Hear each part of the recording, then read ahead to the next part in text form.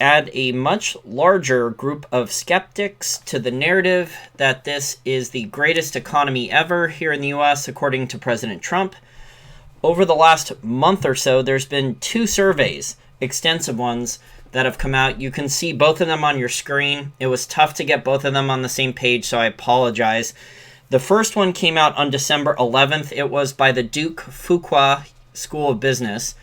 And that survey said 52% of CFOs, chief financial officers of U.S. companies, expect a recession in 2020. And I think the larger number is 76% predict a recession by mid-2021. And then today, on Thursday, January 9th, another survey just came out by Deloitte that 97% of chief financial officers surveyed say a downturn has either already begun or will begin this year in 2020.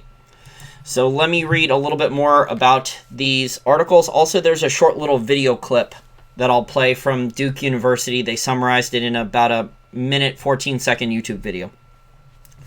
Okay, so more than half of U.S. businesses expect a recession to occur in 2020, coinciding with the timing of the presidential election, according to fourth quarter results from the Duke University CFO Global Business Outlook. The CFO survey has been conducted for 95 consecutive quarters and spans the globe, making it the world's longest running and most comprehensive research on senior finance executives. So that's a pretty extensive survey.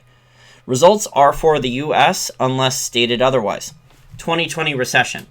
More than half, or 52%, of U.S. chief financial officers surveyed believe the U.S. will be in an economic recession by the end of 2020, and 76% predict a recession by mid-2021. The reason this is important is chief financial officers decide a lot of the budget. So chief financial officers decide where to allocate capital for investment, for share buybacks, for dividends. They sign off on a lot of these things. So if they are expecting a recession, it's more likely that they're going to be the ones who say that we need to go to more cash, we need to make less investment, we may need to fire employees, we may need to ask them to take pay cuts, etc. Those types of difficult decisions. They have to sign off on the allocation of capital because normally they're in charge of the budget. So even though the CEO might be a dreamer or want to do mergers and acquisitions, normally the CFO is at least trying to keep, sometimes it depends how much control the CEO has over the board of directors and his executives. But if it's a well-run company, then the CFO is going to be normally the voice of reason, telling the CEO, no, you can't do that. No, you can't do that crazy acquisition. No, you can't make those ridiculous promises. No, we can't make those crazy investments. So normally the CEO is a little bit more reasoned than some of the CEO in a lot of cases, especially if the business is well run. Okay, so quote, business leaders continue to expect an economic slowdown in the U.S. before or concurrent with the presidential election, said John Graham, a finance professor at Duke University's Fuqua School of Business and director of the survey. Quote, I'd expect uncertainty about the election itself to cause firms to slow expansion in the summer and fall of 2020. 79% of CFOs in Asia believe their countries will be in recession by the fourth quarter of 2020, as do the majority of CFOs in Africa, 77%, Canada, 67%, and Latin America, 55%. 49% of CFOs in Europe expect a recession by the end of 2020. Cutting costs and stockpiling cash. 56% of U.S. companies indicate they are taking steps to prepare for a recession. Among these firms, 59% are strengthening their balance sheets, 58% are reducing costs. Must not be some of the larger companies that are announcing these record buyback plans. 49% are increasing liquidity, and 31% are scaling back or delaying investment. Quote, during the last recession, chief financial officers could genuinely say that their lack of planning was a result of a sharp downturn that was a surprise to most, said Campbell Harvey, a founding director of the survey and Fuqua finance professor. Quote, however, it would be foolhardy to claim that the recession in 2020 or 2021 was a surprise. Although recessions are not controlled by the CFOs, the impact on their firm is, to a large degree, managed by the CFO. As I said earlier, the CFO has to approve, at least at a well-run company, the CFO should approve of the tough decisions to allocate capital, growth, too much debt on the balance sheet, things, how much cash the firm should have to weather a potential downturn, things like that.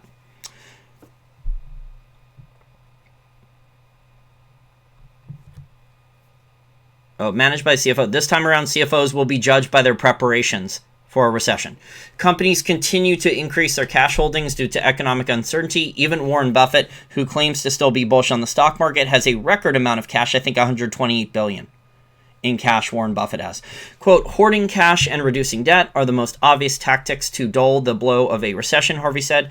54% of U.S. firms indicate they are unlikely to spend their cash holdings during 2020 to preserve liquidity and spending power should a recession take hold and tighten lending markets. So this is, meanwhile, the stock market almost hit 29,000 on the Dow today. That's how crazy everything is. So you have these corporate CFOs who are buckling. Wow, the Dow literally came very, very close to 29,000 today. Did it very, very quickly.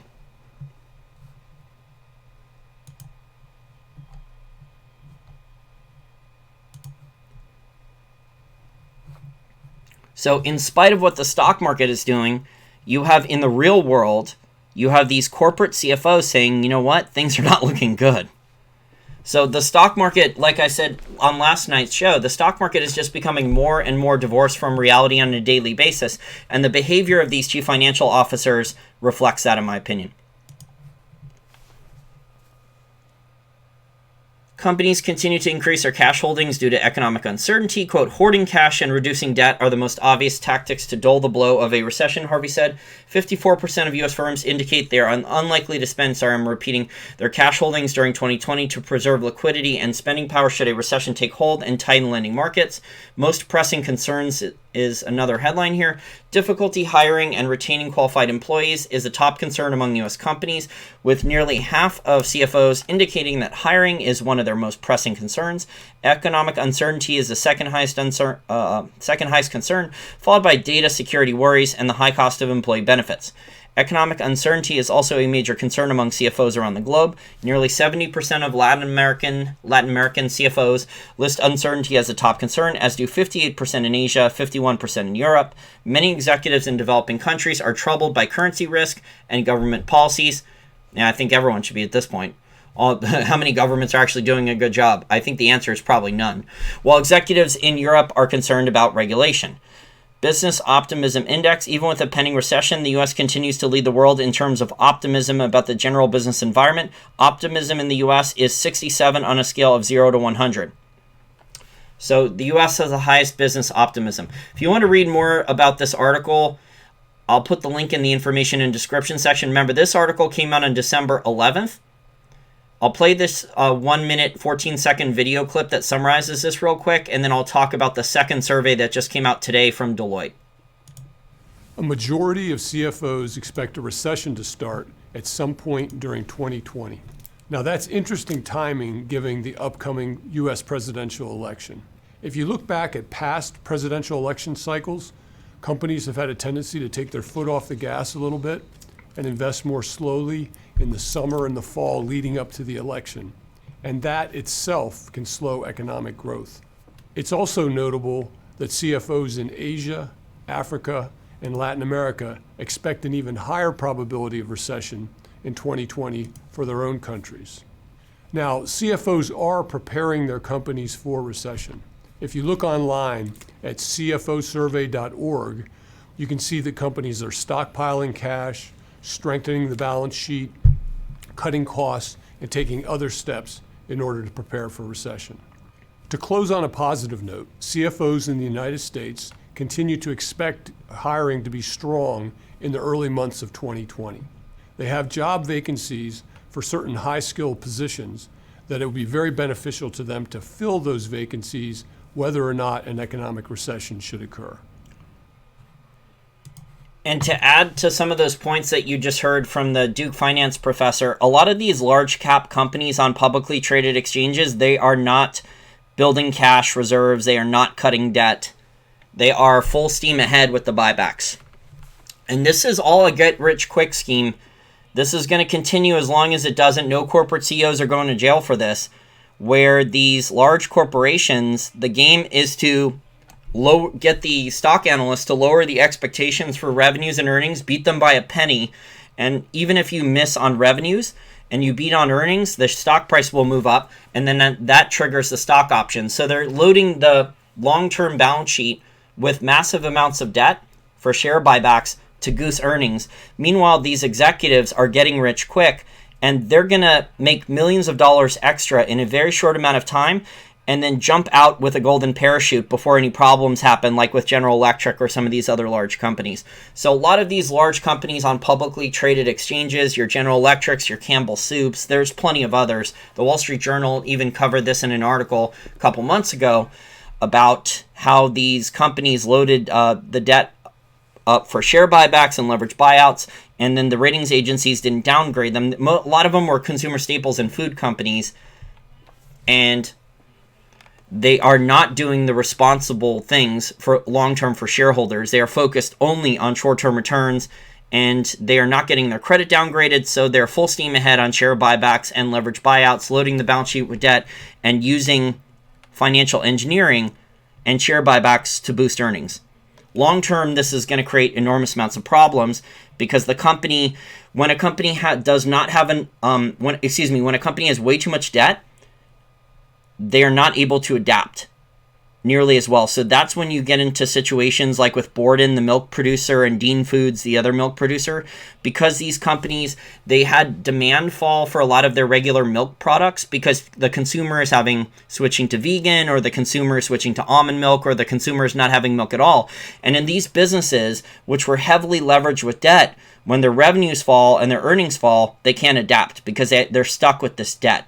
So that's the danger of debt. They do not allow flexibility for a company. So that's the main danger there. So let me talk about this Deloitte CFO survey. There's a short little video in there. I won't read it. I won't play the video. But let me get to the anticipating a downturn section. So expectations for a U.S. downturn have risen since earlier this year. So I think the survey came out at the end of 2019, and they finished it at the end of 2019, and they just released it today. With 97% of chief financial officers saying that a downturn, a slowdown, or a recession has already begun or will occur by the end of 2020, well up from 88% in the first quarter of 2019. So a year ago, it was 88%, which was high. Now it's even higher. Overall, 12% of CFOs say that they believe a downturn has already commenced, and 14% say they already see signs of a downturn in their company's operations. In terms of macroeconomic expectations for 2020, CFOs cite falling expectations for consumer and business spending. So this goes back to what I've said on last night's show, live stream show, and also in previous shows about CapEx, or capital expenditure. And that would eventually mean loss of jobs. It would eventually mean lack of investment in the economy. And when there's lack of investment in the economy, that means human beings are not getting paid more money or keeping their jobs to maintain property, plant, and equipment, or CapEx for investment. So if you want to learn about the economy and business, capital expenditure, CapEx is important. Maintenance CapEx for oil and gas, mining, factories, all very important stuff. And that's what reduces the free cash flow of those businesses, because there's a large amount of maintenance CapEx required to maintain property, plant, and equipment at a mine, oil wells, massive amounts of equipment to repair or upgrade. And a factory like at General Motors or Ford has to be retooled every, I don't know the exact amount of years, but those large factories have to be retooled. And that's, for a company like General Motors, that's in the billions, or Boeing, that's in many billions of dollars. So that hurts margins, profit margins, and that hurts free cash flow.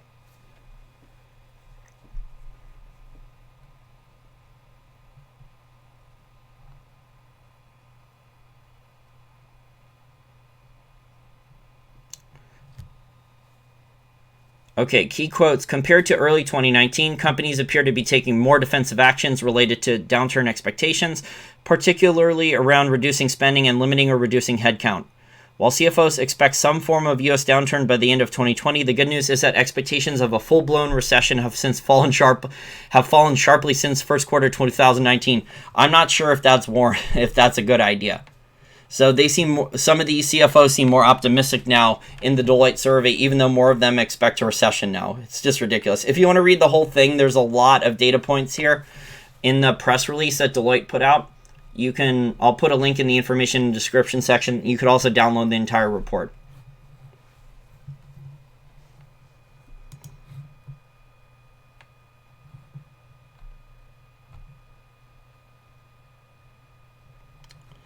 Oh, and lastly, one more story about chief financial officers is that in spite of what these chief financial officers are doing, they're saying the stock market is overvalued even as they order record stock buybacks.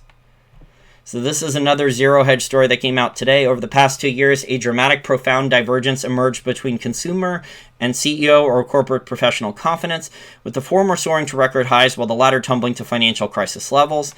While there was no immediate explanation for this, some such as Deutsche Bank showed that CEO confidence tends to lead the ISM non-manufacturing PMI by 12 months with uncanny accuracy, suggesting that CEO confidence and sentiment may be, as one would expect, a far more accurate indicator of where the economy is headed, where consumer confidence is merely a lagging representation of the economy and or stock market at any given moment.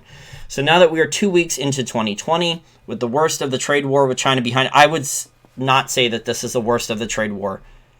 So there's what China's report. China is not agreeing to phase one. Okay, if you look at the reports in Chinese media, they're total opposite of what Trump is saying and what American media is reporting. Most American media. Okay, repo crisis is not over. Repo was delayed a couple weeks. There was actually I wanted to talk about that today along with the Fed's balance sheet because today is Thursday.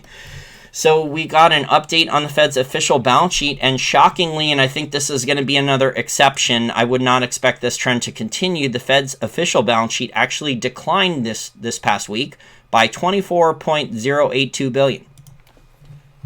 So I would not expect that trend to continue because there is a lot more U.S. Treasuries to sell, and the vice chairman of the Federal Reserve, this guy Richard Clarida, Federal Reserve vice chairman, he said today in a speech that repo madness will most likely in some capacity continue through tax season into April, which means that repo madness is now going to be through 420. And that means that we will potentially have a reefer madness or a repo madness. Might have both. So if someone wants to make some fan art and make a reefer madness background for one of my podcasts or a repo madness, one of the two, something funny, we can use that in the future.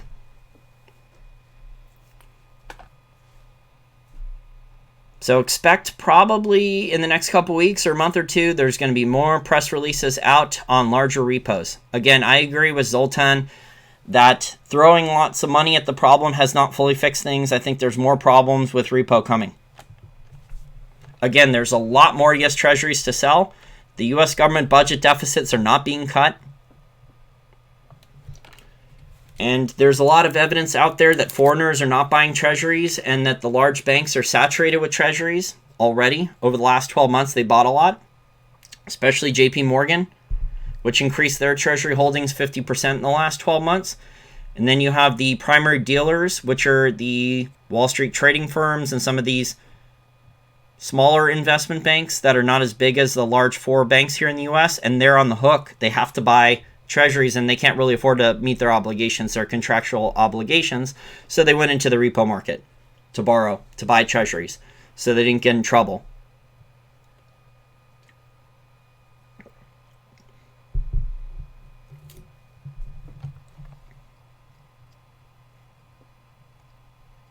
So I would not expect to see the Federal Reserve's official balance sheet keep declining, most likely. I think it's probably an aberration. Maybe we get another week or two.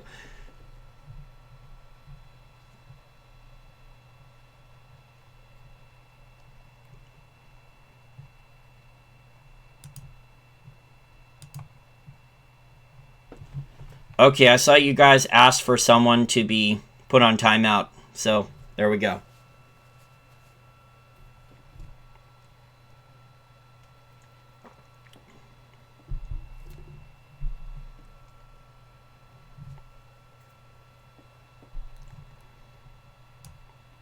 Someone's on timeout.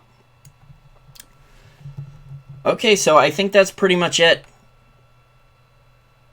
So there's a lot of hypocritical behavior from a lot of chief financial officers and corporate executives, but what else is new? Although we've gotten to really ridiculous levels at this point.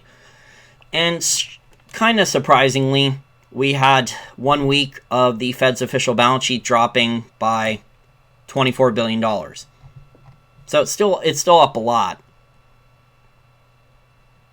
The Fed's really going to have to kick it into overgear to get to that 100 billion per month pace, though. Going to have a couple big weeks in the next couple weeks to get back on pace for that 100 billion per month pace that was going on. Wally says, Repo Madness is never going to end until there is a reset. So there's a lot of discussions over what the Fed should do. And there's a lot of ways the Fed could actually make things worse, even with a permanent repo facility. They could put an enormous amount of extra moral hazard into the system, where hedge funds think that they could use even more leverage to make bets, and then the Fed's permanent repo facility will just bail them out.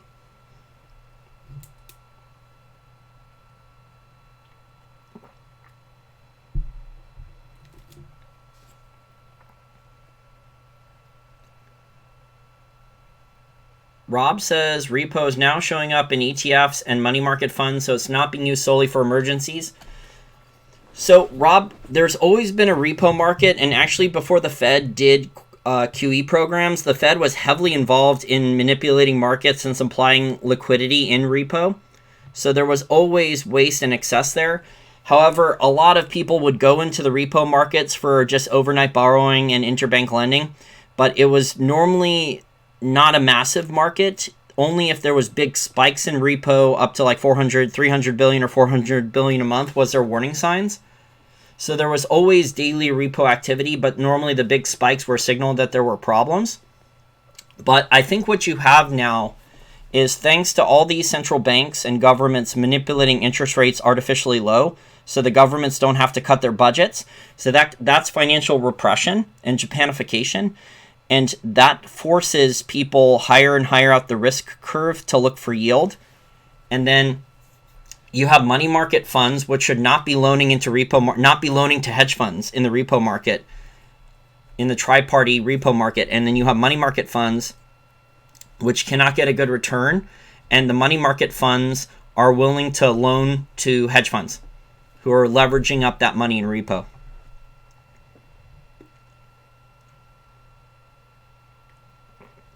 So I think this is a side effect of central bank financial repression. And that's why money market funds are going into repo. Because the repo lending rate is more than the Fed funds rate. A lot of the problems, Rob, are all connected to central banks being too big and too powerful and changing the rules and pulling more levers and causing distortions, and governments being too big and too powerful, changing the rules, causing distortions. Governments and central banks are the major problems.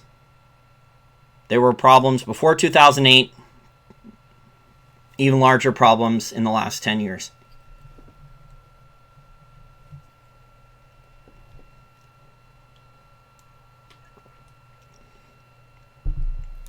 Most of the high risk taking, there was a story, I'll do this on another show. So I'll just briefly talk about it. There was a story that came out recently that the Fed is worried that all this moral hazard and risk taking is being caused by them lowering interest rates. And it only took them 10 years too late to figure this out. But now you have an explosion in the shadow banking here in the US with leveraged loans, which are not on an exchange. Leveraged loans, and then those leveraged loans, which are over $1 trillion in size now, the leveraged loans are non-collateral corporate lending.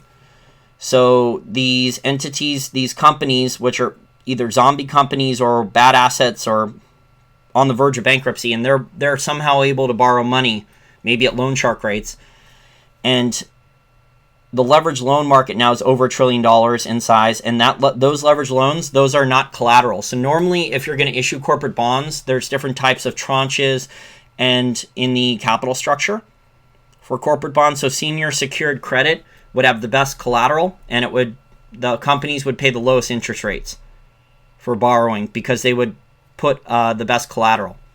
And then at the back end of the capital structure for bonds, you have like high yield junk debt, and then even worse than that is leveraged loans, which have no collateral.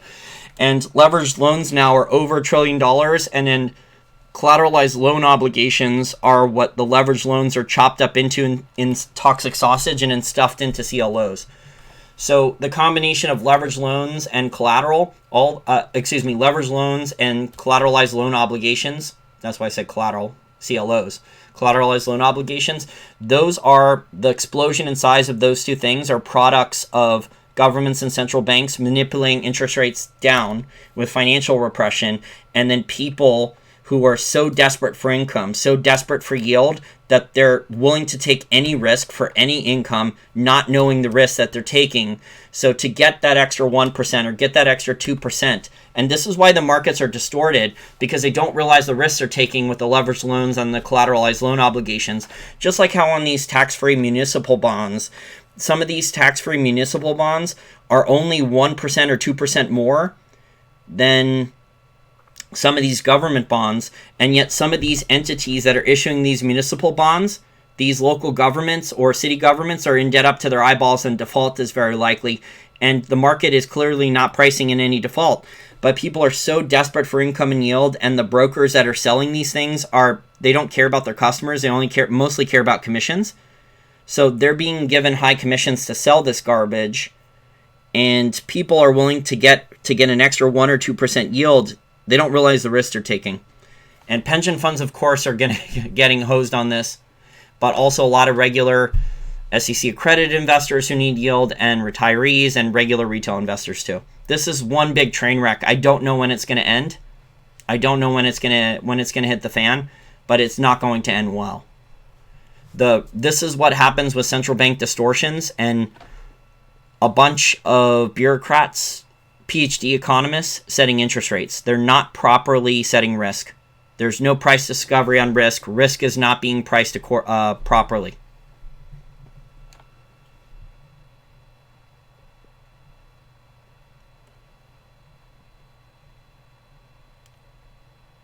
Chris says he wishes this whole crap show would crash already. Yeah, I mean, it would fix some of the problems, but it would also create more. And that's the people in power are clearly benefiting from this going on longer. They're sucking more money out of the system for themselves and their buddies. And they're also putting in the rules behind the scenes with bail-ins and cashless society and, surveillance technology and what the stuff that's being tested in China. So that's why this game is going on longer, because they're looking for new ways to screw us over. And I think China is the testing grounds for a lot of this stuff with crypto yuan and cashless society and social credit score.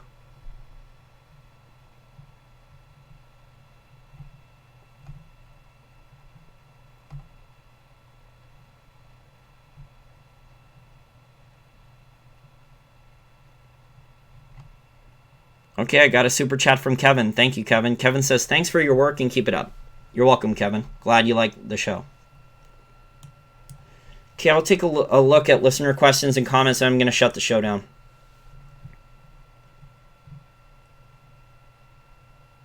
Mark says, it seems like banks won't be able to keep buying treasuries if the U.S. government keeps running deficits. So, yes, rationally, you're correct. However, Victor Sperandio has written a number of articles about this in the last year and a half, saying that the large banks on Wall Street, like JP Morgan and others, have already gotten the rules changed into a hold-to-maturity account. And I interviewed Victor about a year ago about this, and I sent him an email in the last 10 days asking if his views had changed with Repo Madness and how it came out that firms like JP Morgan had already increased their treasury holdings by 50% in the last year. And he emailed me back some responses. I'm trying to get him booked for another interview, but it sounds like his views have not changed. He thinks that Repo Madness is actually helped flooding more reserves, more liquidity back into the system with a dollar shortage. That's what he thinks. And he thinks that the banks will start to stuff more into hold-to-maturity accounts.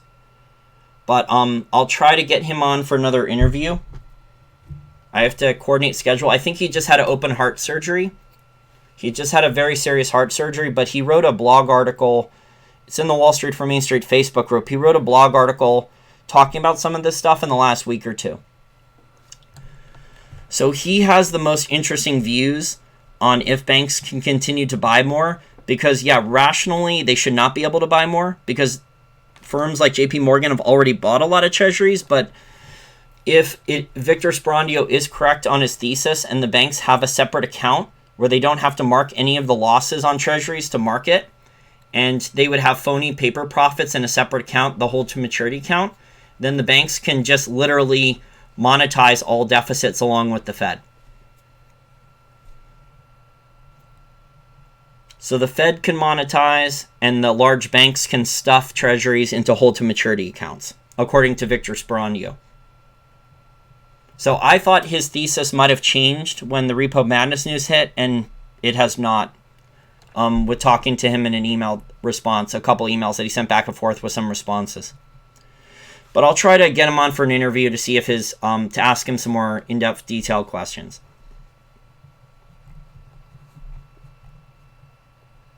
I mean, if the banks did get the rules changed and there is hold to maturity accounts that Victor has theorized, because obviously we're not going to know this without audits of the banks, real audits, then the banks could theoretically stuff as many treasuries as they wanted in there and most people wouldn't really know.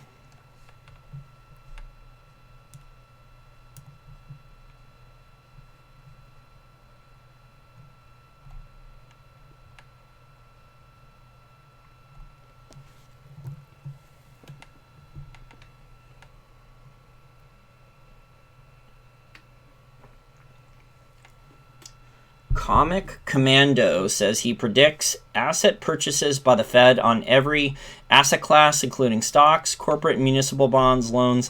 So publicly announcing that they do, because I mean the Fed, there's been weird activity for many years on S&P E-mini 500 futures contracts where a not-for-profit buyer will come in 30 minutes before markets close at 4 p.m. or 3:30 p.m., an hour before markets close at 3:30 p.m. Eastern Time or 4 p.m. Eastern Time, or even in the after hours, and make an enormous buy without layering in their positions. It's been going on for a long time. So, I mean, the Fed, that's maybe the Fed, maybe the Plunge Protection Team, maybe the Exchange Stabilization Fund. We don't know who that is. Now, the Bank of Japan is already buying, I think they own 70% of all Japanese stock market ETFs. That's nuts. So the craziest amount of stock buying is done by the Bank of Japan. They own a massive amount of Japanese stock market exchange traded funds, I think 70%. And the Swiss National Bank, they created a hedge fund and own a lot of shares. But the European Central Bank owns an insane amount of corporate bonds. There's actually a scheme going on where American companies would issue bonds in Europe so the European Central Bank will buy them and overpay for them.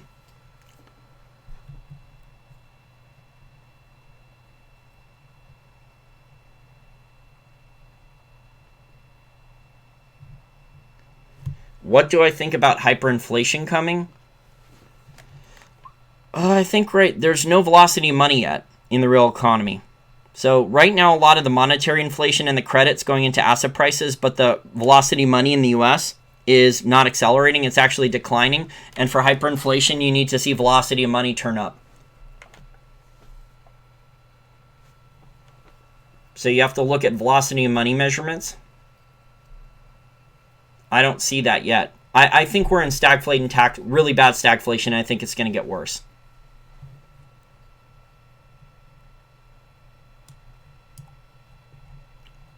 Okay, so bottom line is that there's even more signals, even more skeptics that a recession in the US is coming. The CFO surveys, the CFOs control the budgets, or at least at a good company they should. So the CFO should be telling the chief executive officer that, no, we can't afford that. No, we can't do this mergers and acquisition. No, we can't do that share buyback. No, we can't increase the dividend and have a crazy dividend payout ratio. So at a well-run company, the chief financial officer, if they're not doing financial engineering and a bunch of other shenanigans, the chief financial officer should be one of the few level heads, the most level head in the room, because they're controlling the budget. And so if there is a recession, they're going to focus on paying down debt and having cash. They're not going to be making as many growth investments or growth capex. And that's what the survey data at both of these surveys in the last month is saying. Now, the stock market is not reflecting recession. The stock market actually doesn't care at this point because it's all about monetary inflation and credit creation and global repo. Because there's crazy amounts of repo too, according to Doug Nolan in the interview I did with him a couple weeks ago. He thinks that there's these other large repo markets in Europe and Asia, and all that speculative repo borrowing that's leveraged up by hedge funds, that's going into U.S. stocks too, by hedge funds. And actually, if you've, some of the hedge fund data that's come out, a lot of hedge funds now are long stocks. It's increased massively. Hedge funds owning stocks, general U.S. stocks in the last couple weeks.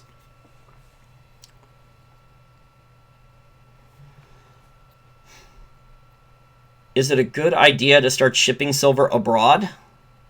No, I don't think silver will be confiscated like gold because there's an industrial demand component for silver. I think there's more of a likelihood that gold would be punished first before silver. There's a very large industrial demand component for silver, so I don't think silver confiscation. Now, silver and gold are both taxed pretty bad if you're a U.S. citizen, so no, I don't think there's confiscation risk for silver. There is a higher confiscation risk for gold, but I think it's more likely the U.S. government will try to put a windfall profits tax on gold or silver if you're an American citizen. But unfortunately, and I talked about this on last night's show, and I've talked about this a lot too over the years, that gold and silver are for American citizens are taxed very, very badly if you buy it and then you sell it. You don't lock in any long-term capital gains tax like you would a stock or a gold stock or any stock. So if you buy and hold the stock for, I think it's a year for long-term capital gains, you get 10% tax. So if you buy a stock and it doubles, you only pay in a year or more, or you hold the stock for many years and the stock goes up fivefold or tenfold or something, you only pay 10% capital gains tax. You do not get any of those benefits for buying gold when it was 500 and then selling it when it's at 2,000. You don't get any of those tax benefits. Daniel Amerman has really good articles about this if you're a U.S. citizen.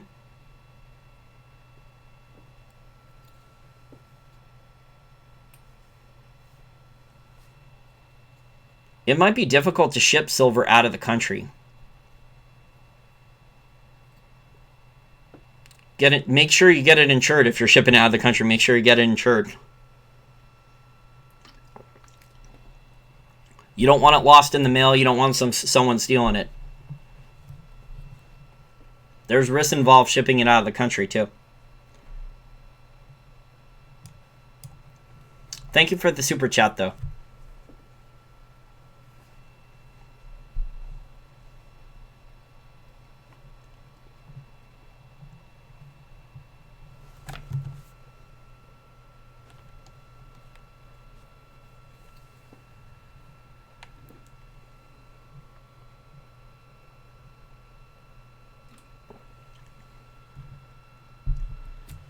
Finance Freak asks, repos for primary dealers anyways, right?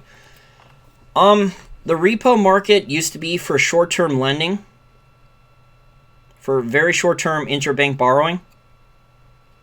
Hedge funds were not supposed to use repo. It was normally banks for interbank overnight lending.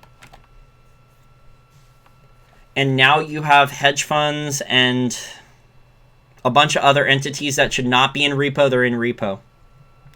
You also have other primary dealer banks that are not large banks that are using, according to the research I've read, that used repo to buy their treasuries, U.S. treasuries that they're required to buy by law, by contract.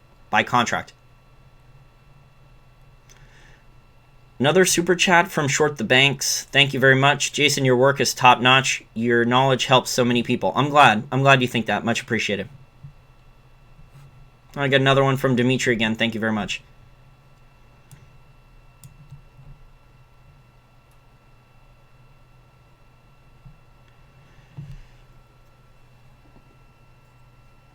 You want to give up your U.S. citizenship? You're going to get taxed a lot, Dimitri. Do you have a second passport or third passport already? Your tax bill is going to be enormous leaving the country.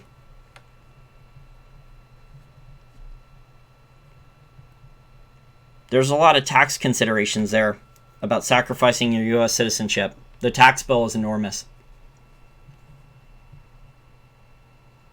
You should definitely, honestly, Dimitri, I can't give financial advice on this. I think you should speak to a tax attorney. You need to speak to like one of those tax attorneys that actually specializes in this. I forgot the guy's name. I used to listen to him on podcasts. It might be Mark Herman. I can't look it up right now. People don't like me typing. So typing's too loud. I'm not the best typer. I think it's Mark Herman. You want a guy who specializes in multiple passports. You want to speak to him first and have a conversation, because he's going to lay out there's a bunch of tax hoops that you have to jump through.